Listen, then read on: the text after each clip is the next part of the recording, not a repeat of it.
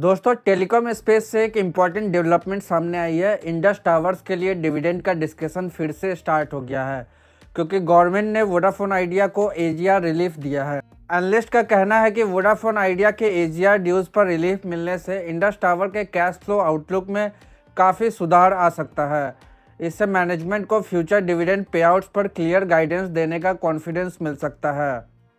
AGR relief के बाद Vodafone idea की वेंडर पेमेंट्स और नेटवर्क केपेक्स करने की एबिलिटी पर विजिबिलिटी काफ़ी इम्प्रूव हुई है। वोडाफोन आइडिया इंडस टावर का एक मेजर कस्टमर है, इसलिए इसका डायरेक्ट इम्पैक्ट इंडस के कैश इनफ्लोज पर पड़ता है। इंडस टावर्स ने लास्ट डिविडेंड मई 2022 में दिया था, जब 11 रुपये का इंटरिम डिविडेंड डिक्लेयर हुआ था। उसके बाद से फाइनेंशियल ईयर 2023 से लेकर अब तक कंपनी ने लगातार 12 क्वार्टर्स तक कोई डिविडेंड डिस्ट्रीब्यूट नहीं किया है, मेनली वोडाफोन आइडिया के पेमेंट अनसर्टेनिटी की वजह से।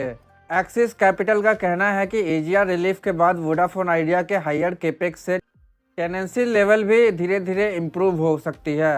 एक्सिस कैपिटल के एस्टिमेट्स के मुताबिक फाइनेंशियल ईयर 31 तक टेनेंसी अराउंड 1.7 टाइम्स पहुंच सकती है, जो डिविडेंड रीइंस्टेटमेंट के चांसेज को बढ़ाता है। हिस्टोरिकल इंडस टावर अपने excess free cash flow share holders को रिटर्न करता रहा है। कई सालों में पे आउट रेशियो 100% से भी ज़्यादा रहा है।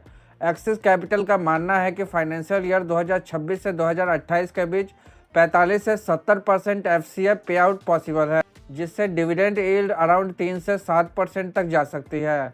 मैनेजमेंट पहले ही कह चुकी है कि वोडाफोन आइडिया के एजीआर क्लैरिटी के बाद ही डिविडेंड पर फाइनल डिसीजन लिया जा सकता है। आईसीआईसीआई सिक्योरिटीज़ के मुताबिक Q3 में टेनेंसी बढ़ने की उम्मीद है, जबकि रेंटल रेवेन्यू ग्रोथ मॉडरेट रह सकती है। हाँ, हाई बेस के चलते एबिटा और net profit year on year pressure में रह सकता है। कैबिनेट डिसीजन के बाद वोडाफोन आइडिया के एजीआर लाइबिलिटीज़ 87,695 करोड़ पर फ्रीज हो गई है और नियर टर्म पेमेंट काफ़ी लिमिटेड हो गए हैं।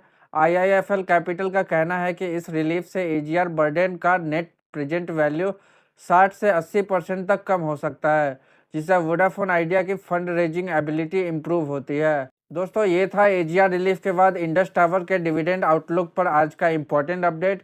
कमेंट में अपना व्यू ज़रूर बताएं, और अगर आपको ये वीडियो पसंद आया तो इस वीडियो को लाइक और चैनल को सब्सक्राइब करें।